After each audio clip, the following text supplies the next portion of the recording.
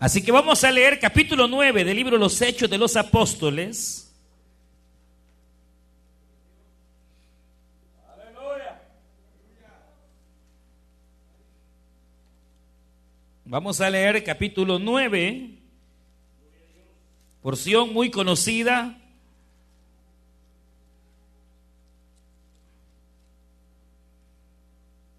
Y vamos a leer desde capítulo 9, versículo primero. ¿Lo tenemos? Dice la Biblia: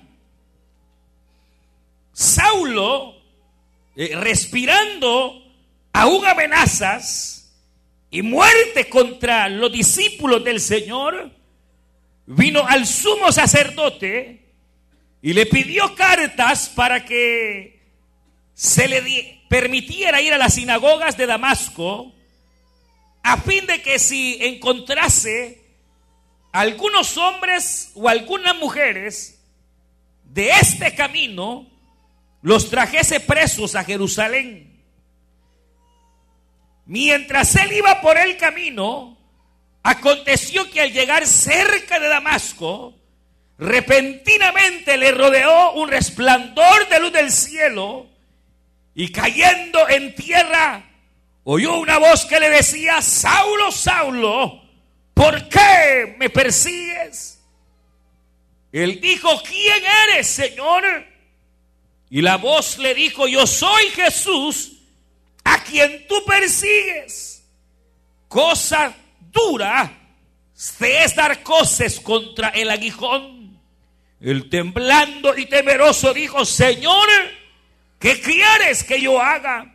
Y el Señor le dijo: levántate y entra a la ciudad, y se te dirá lo que debes hacer. Y los hombres que iban con Saulo se pararon atónitos, oyendo a la verdad la voz, mas sin ver nada.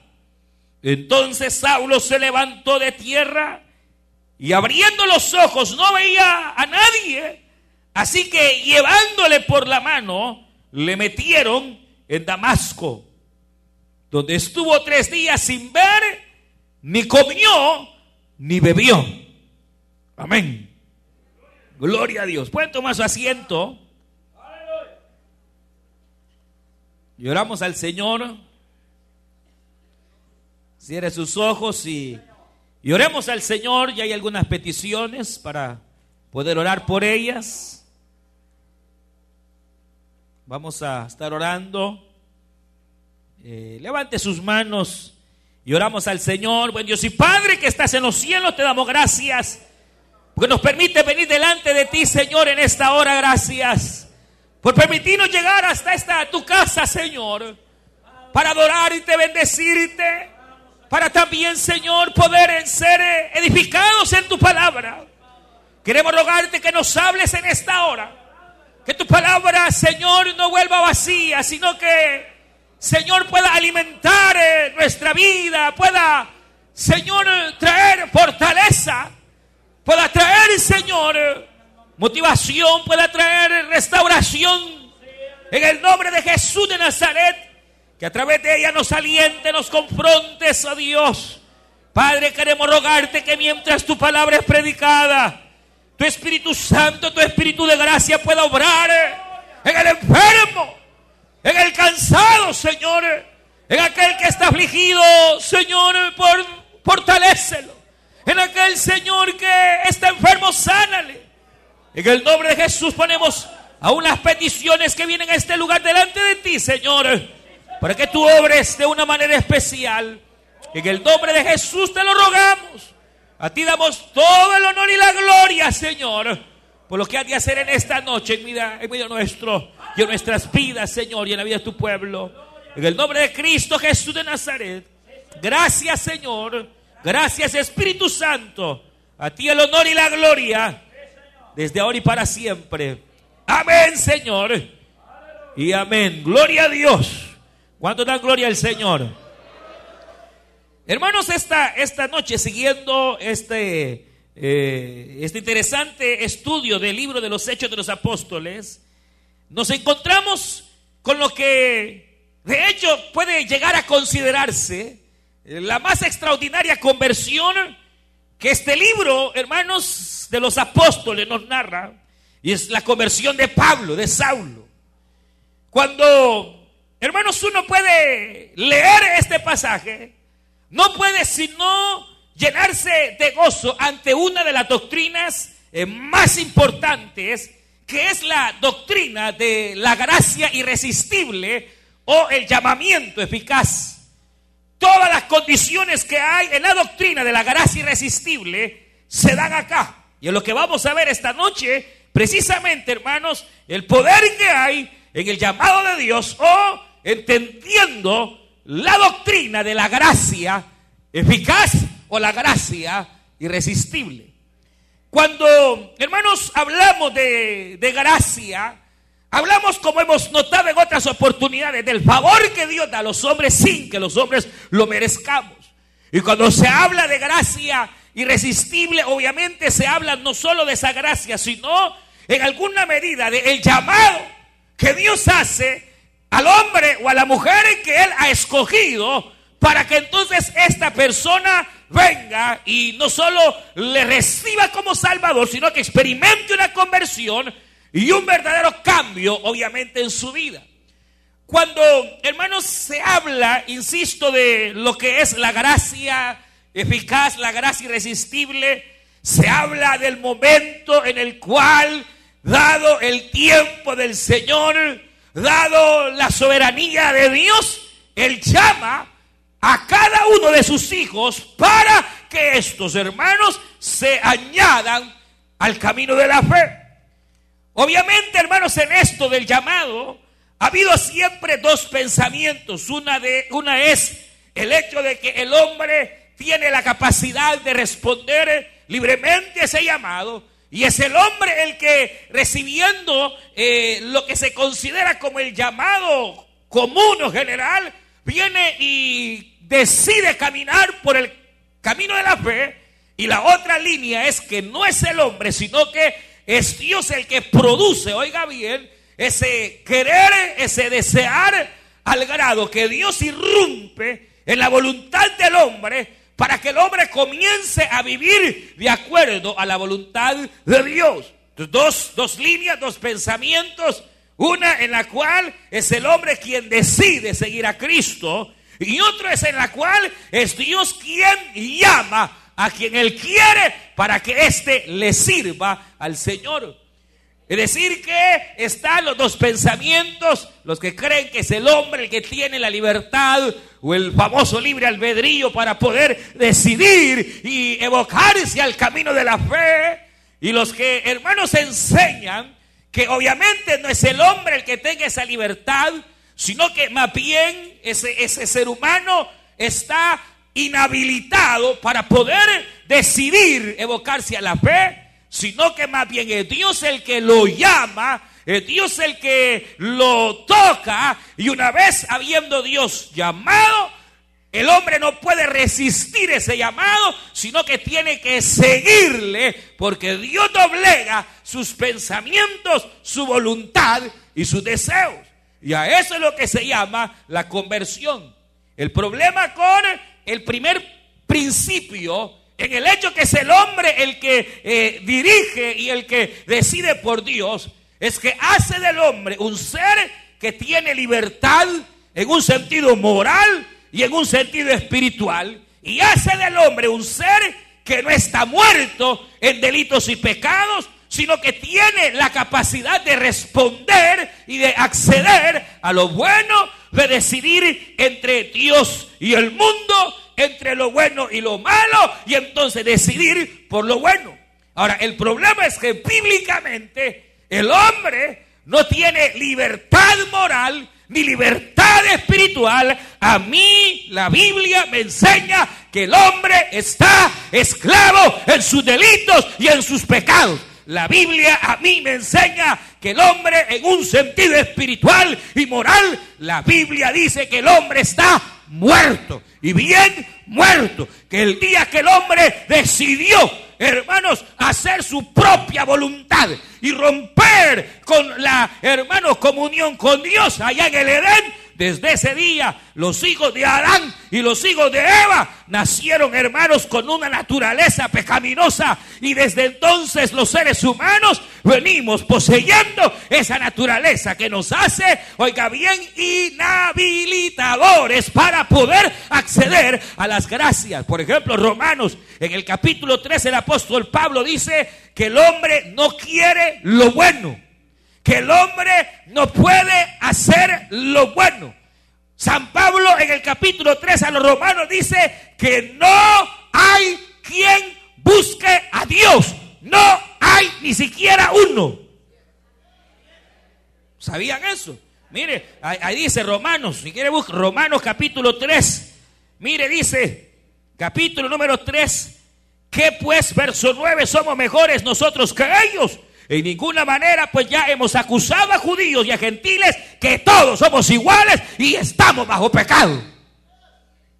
Guatemaltecos, hondureños, mexicanos, gringos, franceses, africanos, con pisto o sin pisto, con cartón o sin cartón, con carro del año o sin carro, con casa o sin casa, todos los seres humanos estamos bajo pecado. Y por estar bajo pecado, como está escrito, no hay justo ni a uno, no hay quien entienda y no hay quien busque a Dios. Palabra de Dios. Digan amén. Palabra de Dios. Ahí dice. Y el verso dice, todos se desviaron. Todos se han desviado. Oiga bien, a una. Se hicieron inútiles. Y no hay quien haga lo bueno. No hay ni siquiera uno. Son culebras, dice la Biblia. Serpientes. Son sepulcros abiertos. Aves de rapiña.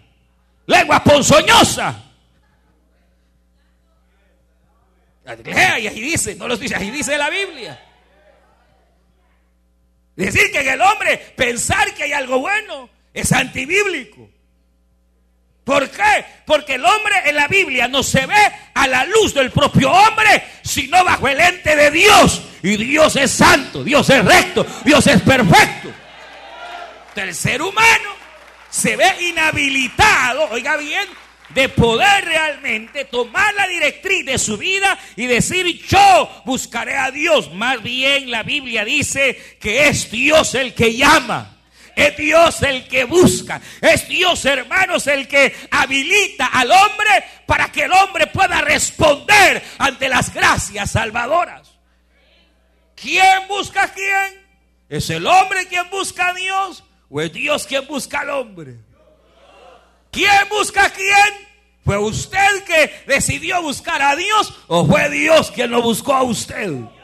¿Ah?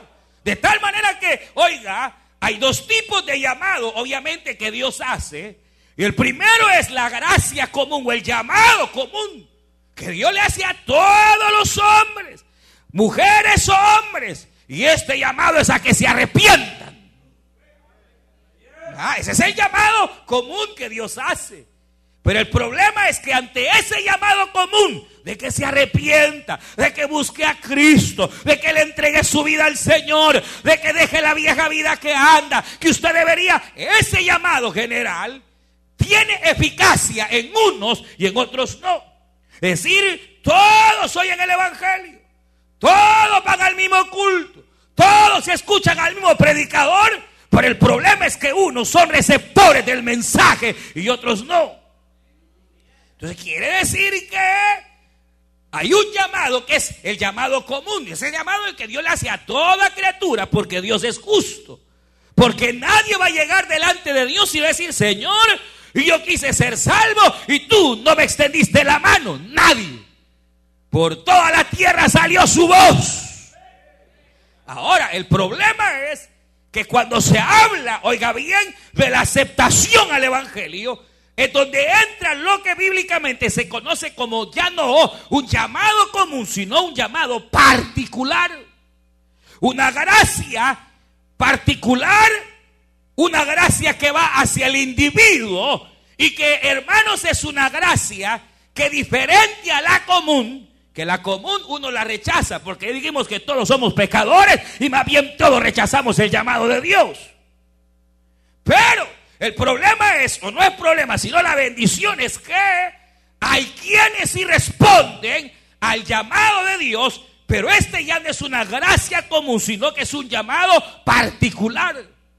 Porque, hermanos, según la Biblia, aquel que Dios llama, lo llama por gracia. Por eso se llama gracia no común, sino gracia particular. Porque aunque la persona no se merezca ese llamado, aunque no se merezca el ser receptor, a Dios le plació.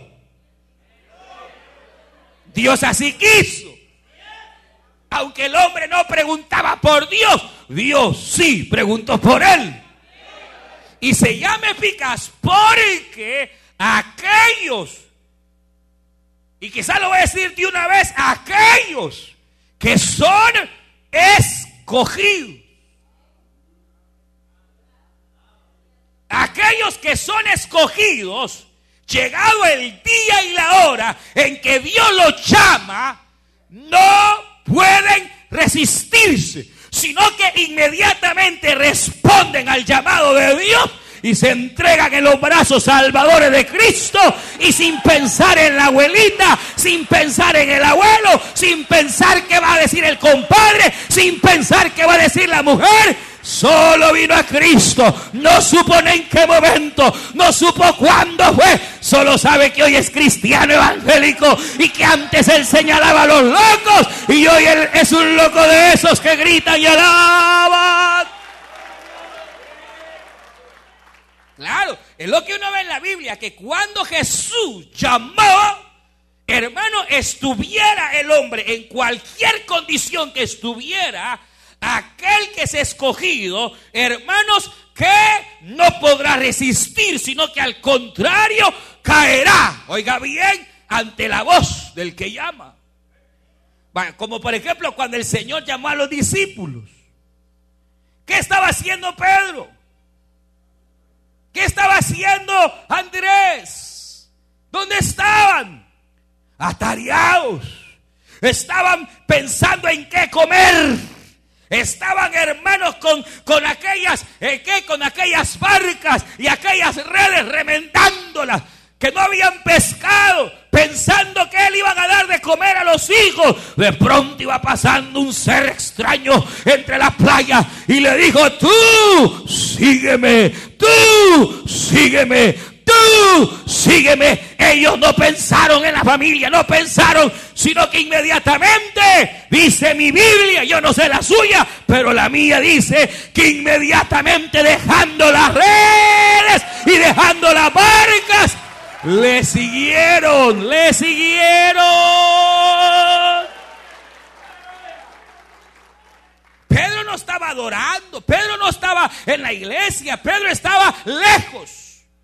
Entonces la gracia eficaz consiste, en primer lugar, en que independientemente del estado en que el hombre se encuentre, si es escogido y llegado el día y la hora en que Dios lo llama y el hombre reacciona positivamente. Por eso dice la Biblia, y Saulo dice que iba alabando y glorificando al Señor. Iba respirando amenazas. Él iba con odio. Él iba respirando amenazas. A buscar a los hermanitos iba. Él iba viendo cómo los mataba. Él iba con pensamientos asesinos. Él iba con violencia en su corazón. Él se andaba persiguiendo a los hermanos para traerlos a la cárcel. Fueran hombres, fueran niños, fueran mujeres, lo que fuera. Pero yendo en el camino, Saulo, hermanos, iba hacia Damasco, a la sinagoga, a que le dieran cartas para que le permitieran entrar a las casas y a los templos o a las sinagogas y sacar de ahí a los de la fe donde estuvieran y llevarlos presos a Jerusalén. Mire qué tarea más loable. Mire qué tarea. Hermano, mire el estado en que Pablo iba. Respirando amenazas, igual que muchos. cargando un muñeco andaban, con el gran crucifijo en el pecho. Dios guarde, le hablaran de su virgencita. Dios guarde, le hablaran de su religión. Otros hermanos, embebidos en el pecado, pero algo pasó, que de pronto empezamos a sentir algo extraño, y la luz de Cristo comenzó a alumbrar, de tal manera que lo que era oprobio para nosotros comenzó a ser la luz, y lo que era bueno comenzó a ser malo.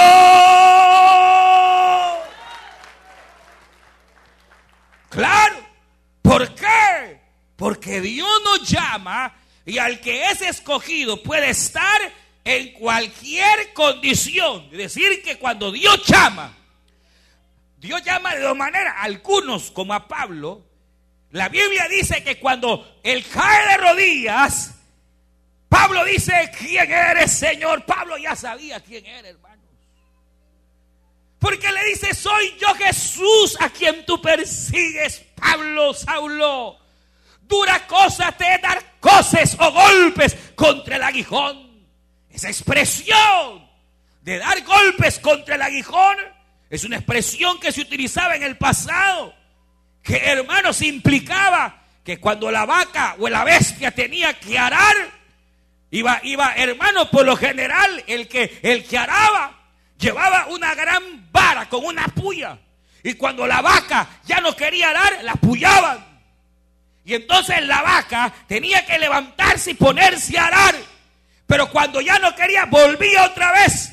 Y a veces a la vaca le agarraba que, a pesar de que la puya le pegaba, ahí estaba maltratándose, hasta se hería, hasta se golpeaba, hasta herida había, hasta que obedecía lo que el Señor le dice: Pablo, andas luchando, en tu interior tú andas luchando, Saulo, en tu interior andas batallando, Saulo. ¿Por qué? Porque ya la revelación de Cristo había comenzado a golpear el corazón de Saulo. Cuando un joven llamado Esteban, predicando el evangelio, hermanos, ahí anunciando la verdad de Cristo, blasfemó según los judíos, y estos dijeron apedrearle, y Pablo dio el consentimiento para que le apedrearan. Mas este joven, apedreando estaba su vida, hermanos, estaba siendo apedreado. Mas en lugar de llorar y en lugar de renegar, la Biblia dice que alzó Esteban sus ojos y su rostro se volvió como el rostro de un ángel, y Esteban empezó a glorificar a Dios, porque vio a Dios Padre sentado en su trono, y a la derecha vio la gloria de Cristo sentado a la diestra. Y en medio de aquel sangrerío, aquel joven dijo: Padre, perdónales a estos, porque no saben lo que hacen. Ese día Pablo quedó marcado. ¿Cómo era posible que un hombre tuviera el valor de morir por una convicción? ¿Cómo era posible que ese Jesús, a quien ya habían matado, ahora le viesen en el cielo? Desde ahí comenzó una lucha. Él ya no sabía realmente lo que hacía. Ya era Dios tratando con él. Ya estaba dando cosas contra el aguijón, porque hay gente que es tan dura que el Señor les está hablando y les está hablando y están dando cosas contra el aguijón, y todavía dicen: no, mañana, no, otro día, pero ya no aguantan, y Dios lo va acorralando y lo va acorralando y lo va acorralando y lo va acorralando, hasta que llegado el día y la hora, Dios entonces se aparece y se revela. Claro, claro. ¿Cuántos, oiga, aquí? Quizás no, acuérdese el día en que usted se convirtió, mano, que era duro. Si le hablaban y le decían y nada, y nada, y hasta ultrajaba usted a los hermanos, y allá, hermanos, hasta se burlaba. Pero de pronto, probablemente el Señor hizo de dos maneras. Una es que lo acorraló y le empezó a salir todo mal. Y todo mal, y por más que le hallaban nada, y le cerraban todas las puertas, o problemas en la casa, o problemas con el hijo, de tal manera que empezaron a golpear su corazón y su vida, hasta que entendió que no había otra solución sino Cristo. ¡Aleluya! ¡Aleluya! O bien, sencillamente usted, enajenado, con violencia, borracho tal vez, le llegó su hora. ¿Cuánto testimonio, hermano? Yo recuerdo haber oído el testimonio de un evangelista que llegó a El Salvador y a mí Dios me dijo poder atenderlo, andarle cargando las maletas a este evangelista. Y entonces él nos contaba la conversión de él. Hermano, nos decía, yo estaba, él de Puerto Rico, y él decía, yo estaba en una cantina, yo era bebedor, pero mire, el día que Dios me llamó, acababa de llegar a la cantina, me eché mi primer tapiz, me eché el segundo ya medio mareado, cuando empecé a ver a mi alrededor y empecé a sentir como que yo no debería estar ahí, me empecé a sentir como pez fuera del agua, y de pronto me dio a llorar, y yo me conocía, yo sé que para llorar de bolo tenía que tomar un montón, y apenas solo 2, y empecé a sentir una inquietud. Los que estaban conmigo empezaron a ver que me pasaba algo, y mire, hermano, yo solo me levanté, salí, agarré mi carro, y yo sin saber hacia dónde iba, solo sabía que iba manejando, y algo me decía que fuera a la derecha, yo iba a la derecha, y algo a la izquierda, y cuando sentí, me dijo, como que algo me dijo, parate, me paré, y de pronto empecé a oír que cantaban. Él era rico, tenía empresas, tenía negocios, era un hombre con plata. Y ahí era una iglesita humilde. Me dice, cuando yo sentí, bajé del carro, mire el gran señorón ahí, y yo entré en una iglesia humilde, y yo me senté, y cuando empecé a oír a aquel anciano predicar, hermano, yo ni me acuerdo de qué predicaba. Lo que sí sé es que cuando él hizo el llamado, yo era el primero que estaba ahí. Yo era el primero ahí doblegado. Porque, hermano, cuando Dios tiene un trato con alguien y Dios te ha señalado, y Dios tiene un propósito contigo, aunque huyas y aunque hermanos te corras, y aunque a las buenas o a las malas, Dios te va a traer y te va a tener donde Él quiere, te va a tener y va a hacer la obra que Él se ha propuesto, porque Dios lo que comienza lo termina. Estoy persuadido de esto, dijo Pablo, que el que inició la buena obra la va a perfeccionar hasta el día del fin. De tal manera que aquel que ha despertado al llamado, al igual que Pablo, probablemente iba, hermanos, que respirando amenazas, con pensamientos de muerte, pensando ya en que la vida terminaría, pero la luz llegó. En el caso de Pablo, hermano, fue tal la situación que vino el mismo Señor. Y dice que vino Cristo, se presenta en un resplandor al grado que Pablo y los que con él iban cayeron a tierra. Pero no crean que es como hoy, que le soplan y caen y quedan cruzados. No, Pablo estaba consciente. Cayó de rodillas, ¿o qué? Postrado. Y oyó una voz que le decía, Saulo, Saulo. Porque Dios a sus ovejas las conoce por su nombre. ¿Saben qué dijo Jesús? Capítulo 5. Capítulo 5 de San Juan, versículo 25. Aquí llegará la hora, y ha llegado la hora, en que los muertos oirán mi voz. Y los que oyeran resucitarán y saldrán de sus tumbas. Y no está hablando de muertos literales, muertos espirituales. Que llegaría el día en que oirían la voz, pero los que estaban marcados, destinados, reaccionarían ante la voz. Cristo lo dijo, usted lo ha leído, capítulo 6 de San Juan. Cristo dijo, mis ovejas oyen mi voz.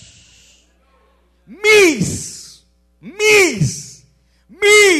ovejas oyen mi voz y me siguen.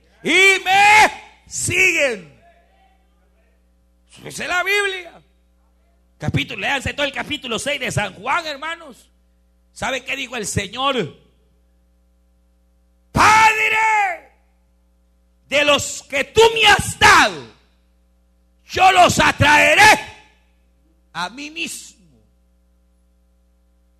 Capítulo 10 de San Juan. Y aquí yo tengo otras ovejas que no son ni están en este redil, pero tengo que ir a traerlas y yo las llamaré y ellas vendrán y habrá un solo redil y un solo pastor.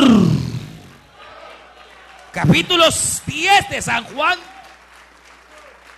Es decir, que siempre se ve que el que llama es Cristo. Mire, ¿sabe qué dice el Salmo 65? Bienaventurado al que tú escogieres.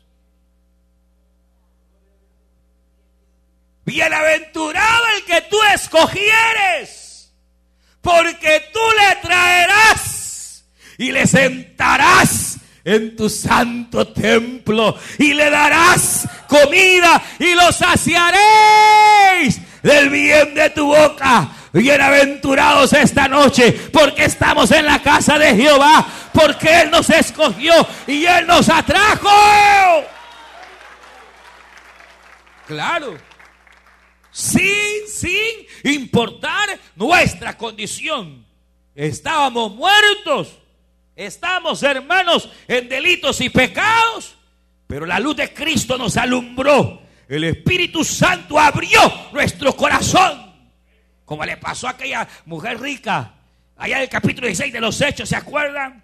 Que cuando Pablo llegó, fue donde estaban unas mujeres lavando, allá a la región de Filipo, y empieza Pablo a predicar. Y muchas de esas señoras empezaron a enojar. Pero dice literalmente la Biblia que Dios abrió el corazón de Lidia. ¿Quién abre el corazón? ¿Es el hombre o es Dios el que abre el corazón? ¿Por qué es que se llama llamamiento eficaz? Porque es un llamamiento, es una gracia exclusiva para los escogidos. Y entonces, llegado el día y la hora en que Dios va a llamar, Él llama. Y el escogido de Dios no puede resistir ese llamado, sino que reacciona igual que Pablo. Pues mire, uno no puede ver sino asombrarse. Imagínese qué experiencia, así, pero así. Porque la gracia eficaz tiene, como su nombre lo indica, es eficaz. ¿Por qué? Porque la obra que hace es una obra eficaz. Es una obra perfecta. O díganme, ¿qué puede producir un cambio tan drástico entre un hombre que va persiguiendo a la iglesia con amenazas y en 2 minutos ha caído de rodillas? La luz del cielo le ha resplandecido. La voz de Dios le ha dicho: Saulo, Saulo. Él ha respondido: Señor, ¿quién eres?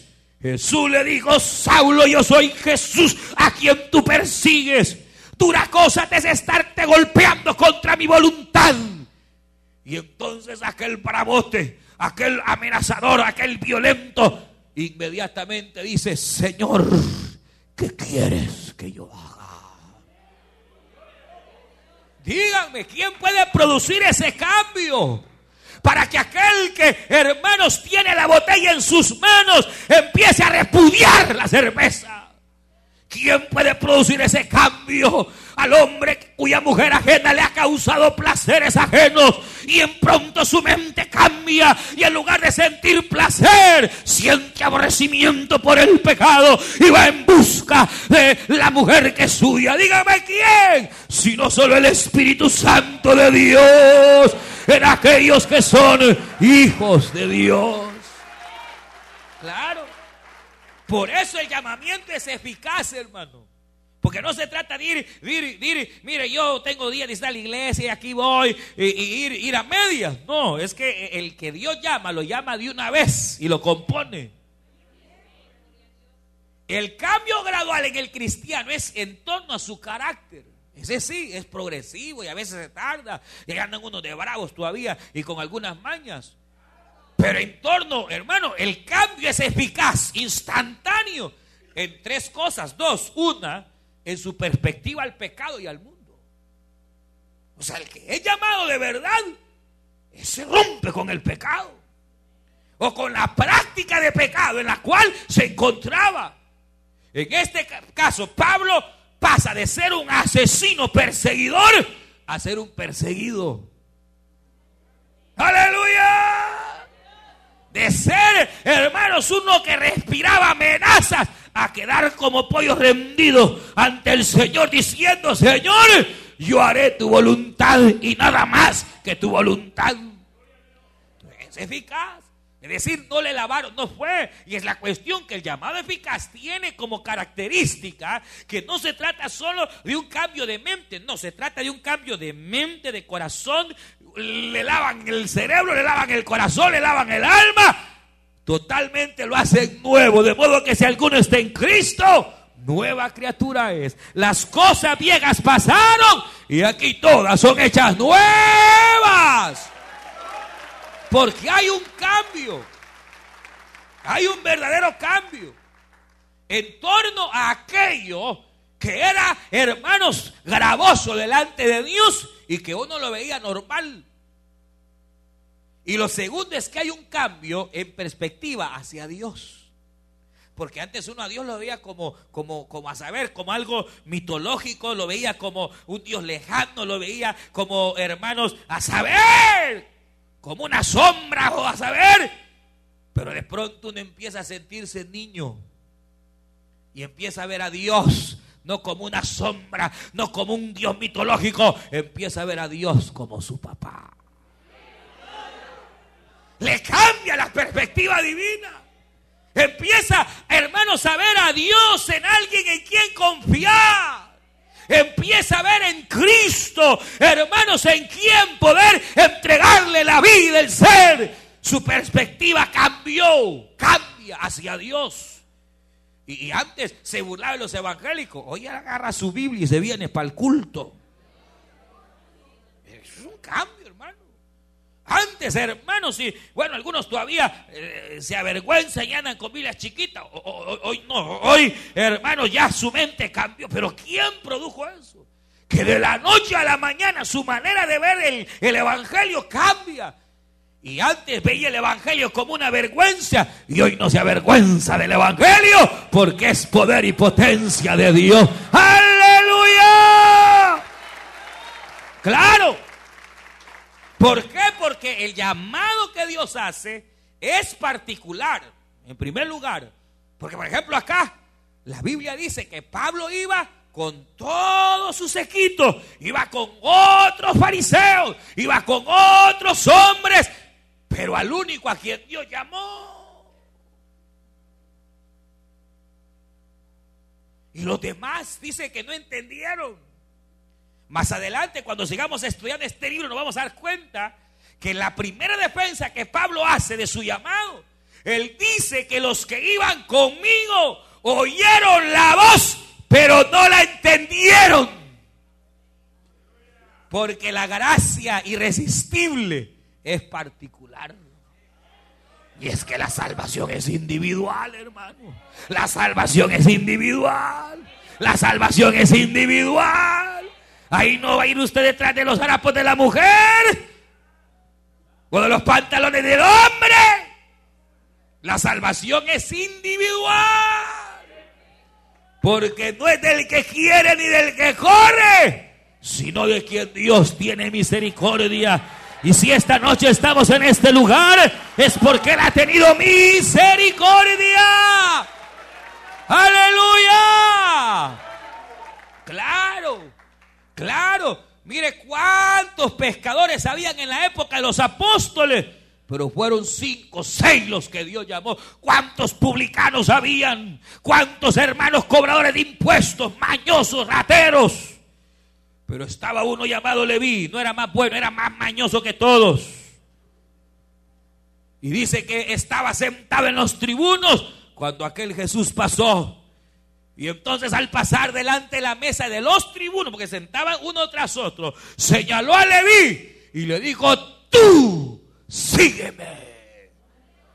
Aleluya. Y Mateo en el momento dejó el dinero, dejó las malas ganancias, dejó de robar y siguió las pisadas de Cristo y se convirtió en uno de los 12 escogidos del Cordero. Claro. Y si usted va viendo Cada conversión que se narra en la Biblia es igual. Es igual. Porque, hermano, la gracia particular se llama así porque es para cada uno según los escogidos.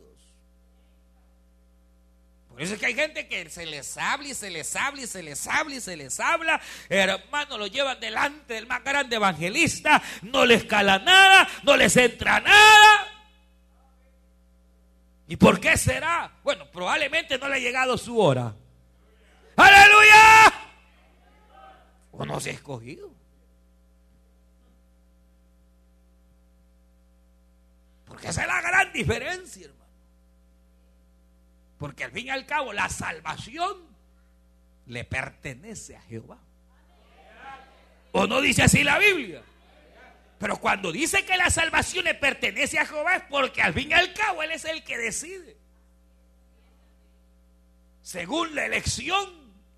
Porque San Pablo dice, por gracia hemos sido escogidos desde antes de la fundación del mundo. Y no porque fuésemos mejores, sino porque a Dios se le plació y diseñó un plan perfecto en cuanto a la elección. Y entonces es un plan eterno en donde, hermano, la Biblia señala. Mire, es como, ¿sabe cómo es esto? Quizás para que entendamos bien, que usted ha oído. Es que mire, hay quienes al Señor lo pintan, oiga bien, como un Cristo que no es Cristo. Todos esos que creen, esos arminianos. Ese Cristo, los arminianos, no es el Cristo de la Biblia. Ya han oído cómo es ese Cristo arminiano.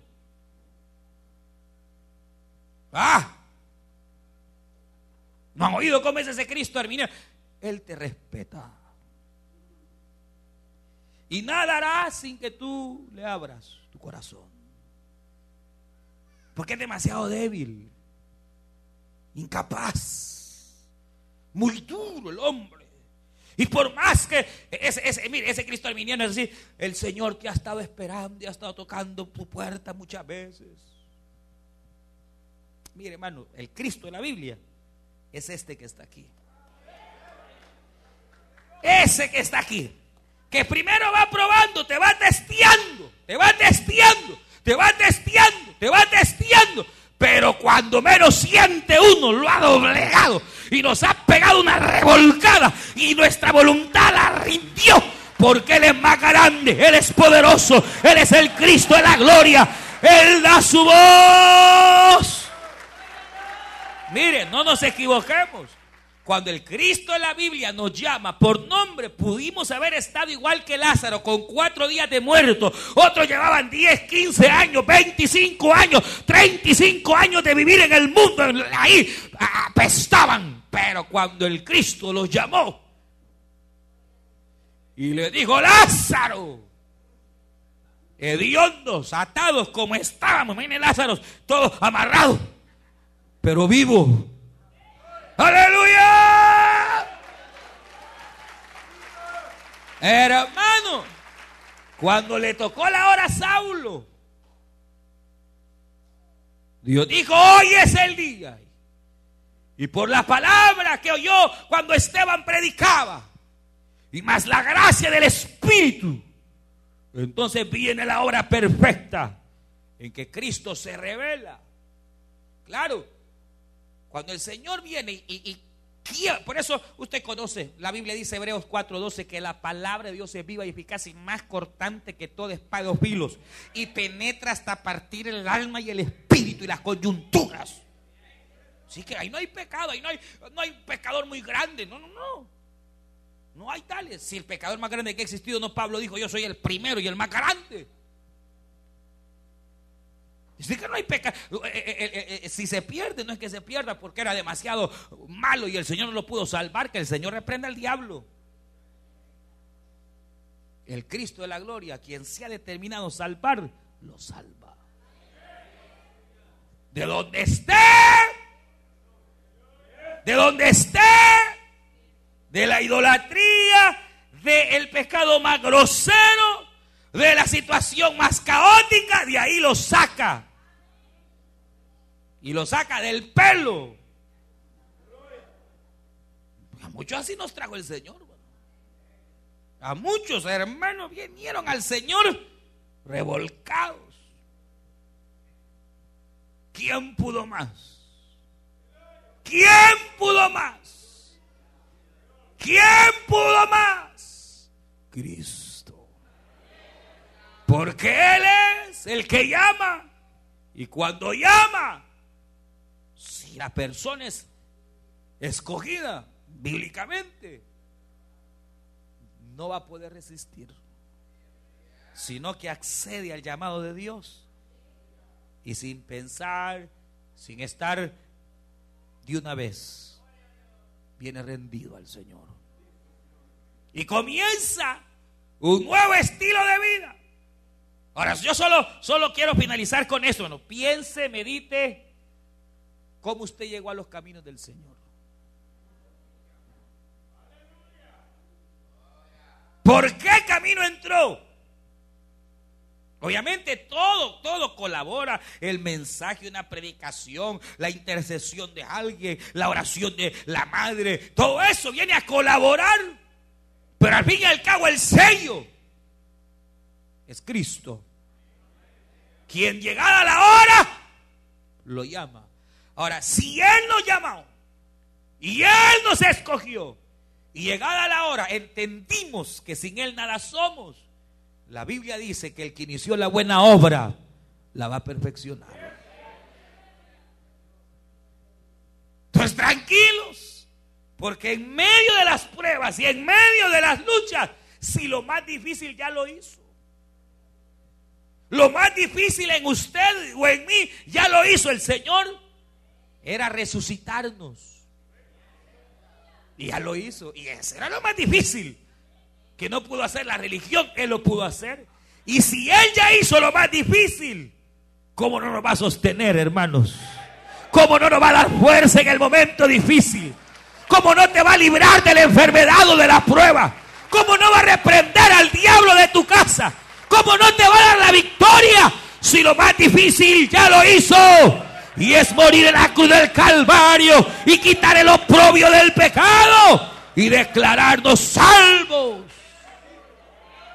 ¡Aleluya! Él te va a sustentar y te sostendrá hasta el final. Por eso no debemos dejar jamás de confiar en el Señor. Siempre confiemos. Nunca dejemos de confiar en Él, ni en su palabra. Porque si Él hasta este día nos ha sostenido, nos va a seguir sosteniendo. Porque fiel y poderoso es Dios, dice el apóstol Pedro, para poder sostenernos y guardarnos sin caída. A usted que hasta hoy se ha mantenido fiel, no es por su cabeza. Ya tengo 15 años, 20 años. No es por usted, cabezón. Si hasta hoy usted se ha mantenido fiel, ha sido gracias a aquel que nos llamó y nos trasladó de las tinieblas a la luz admirable. A Él sea la gloria, honor, poder, autoridad, dominio. A Cristo, a Él sea la gloria, que nos ha guardado hasta el día de hoy.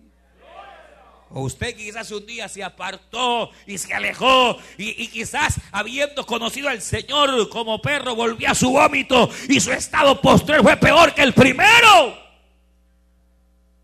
Pero hoy está de nuevo. Alégrese, porque entonces una vez más se cumplió el propósito de que a los que Dios llama, aleluya, nadie los arrebatará de mi mano. Y podrán venir momentos oscuros y momentos, hermanos, terribles. Pero a los suyos el Señor, cual hijo pródigo, los volverá. Por eso, hermanos, no hay, dicen por ahí, peor estado que el estado de los caídos. Porque ni viven bien en el mundo, porque ya no son del mundo. Ni viven bien en la iglesia porque andan en pecado.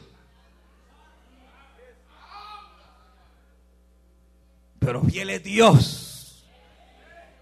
Fiel es Dios. Para que en nosotros se cumpla esa gracia, hermanos. Y déjeme decirle algo, todos en la vida cristiana pasamos momentos de querer tirar la toalla. Todos. Que no dan ganas, pero ni de leer la Biblia. Oye, hermano, ya usted hace, me ha pasado, hermano.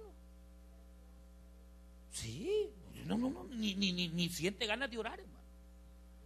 Y siente que ya va a salir como la piscucha. Sí, pero ahí es donde entra la fidelidad de Dios.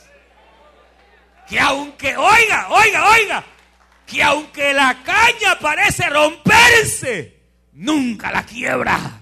Porque Él no quebrará la caña cascada. No. Ni va a pagar el pábilo que ahumea. No lo pagará.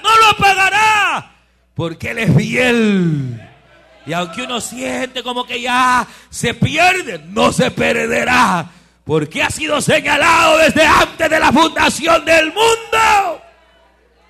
Y Dios nunca pierde, Dios siempre gana. Nunca pierde, Él siempre gana. Momentos vendrán de desánimo, desaliento, de prueba, pero Él nos sostendrá. Como sostuvo a Pablo y a los apóstoles y a todos aquellos que han pasado las pruebas de la vida cristiana. Las sabrán. Pero resistamos. Y aquel que es fiel, solo piense que ya el Señor hizo lo más difícil. ¿Cómo no va a ser lo más fácil hoy, hermano? Que sostenernos. Vamos a orar. Vamos a ponernos en pie y oramos. Padre nuestro que estás en los cielos. Padre, te alabamos en esta hora.